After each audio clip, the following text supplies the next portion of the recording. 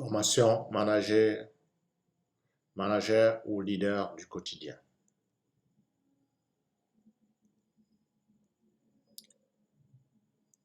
Alors, dans cette formation relative au manager ou leader du quotidien, nous avons traité de la problématique relative à êtes-vous manager ou leader?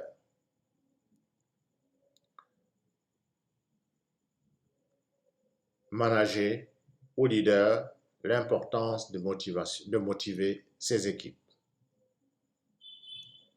Manager ou leader, comment tirer profit de la délégation. Manager ou leader, comment mener les entretiens de management. Alors, dans ce grand 2, nous allons, après avoir traité des différents types de motivation, nous allons voir quelques auteurs qui ont traité des problématiques motivationnelles. Alors, le précurseur, c'est Frédéric Taylor. Qui est Taylor?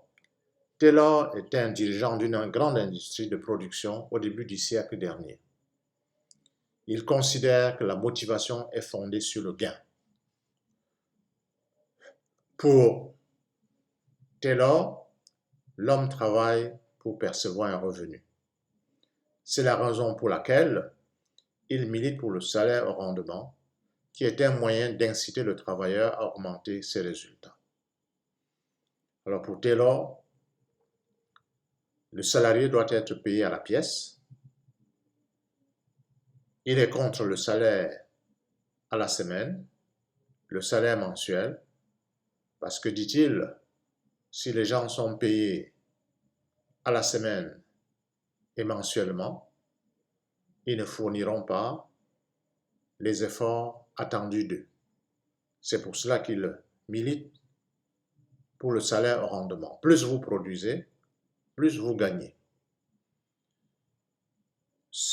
Taylor, précurseur au début du siècle dernier, a laissé tout de même des traces puisque, encore aujourd'hui, vous avez des gens, théoriciens, dirigeants d'entreprise, qui sont pour le salaire au rendement. Mais pour bien comprendre la philosophie de Taylor, un film très intéressant, c'est le film Les temps modernes de Charlie Chaplin. Après Taylor, nous avons Elton Mayo. Je dirais que Mayo est un peu une critique du taylorisme. Alors, il a montré que les conditions de travail ainsi que la dynamique du groupe contribuaient à motiver ou à démotiver les travailleurs. C'est pour cela qu'il va mener l'expérience de la Outram. Dans cette expérience, les conditions de travail, la vie dans le groupe contribuaient à motiver les salariés. Et après, on a Abraham Maslow avec la pyramide des besoins. Que nous dit Maslow? Dans sa pyramide des besoins, les individus tentent de satisfaire leurs besoins les uns après les autres.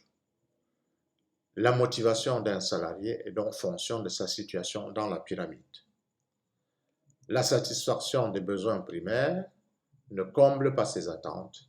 Il faut également tenir compte de ses besoins supérieurs pour le motiver. Donc, plus un besoin est satisfait que naît un autre besoin. Voilà un peu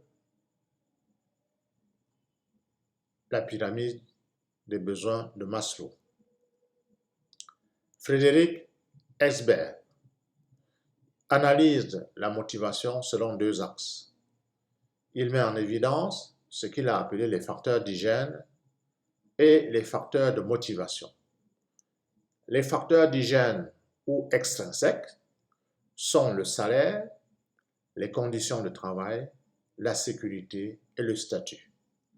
Les facteurs de motivation ou intrinsèques sont la responsabilité des tâches, la reconnaissance de la hiérarchie, l'évolution de carrière et l'autonomie.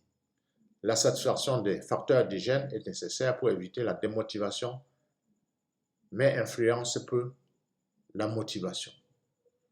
La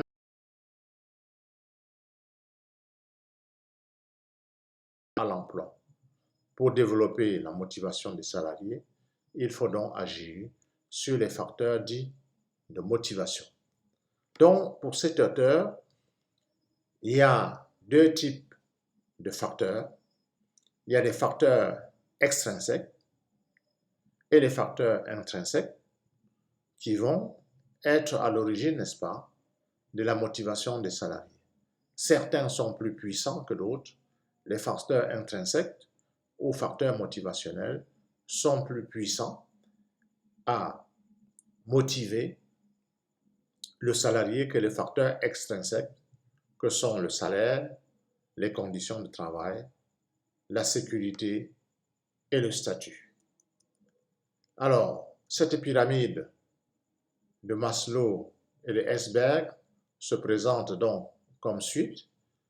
Au niveau de la pyramide de Maslow, celle qui est à gauche, on va commencer par satisfaire les besoins physiologiques, après les besoins de sécurité, les besoins d'appartenance, les besoins d'estime et les besoins de s'accomplir. Donc, chaque besoin, une fois un besoin satisfait, que naît l'autre.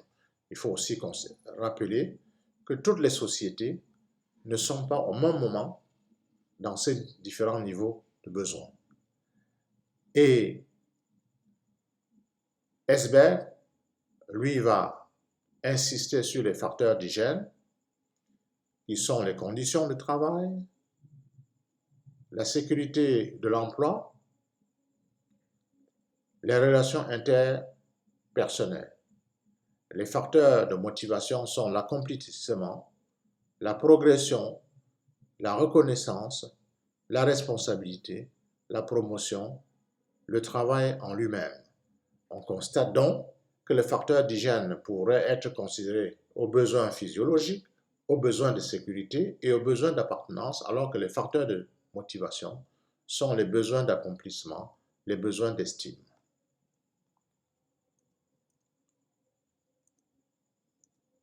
Merci pour votre écoute.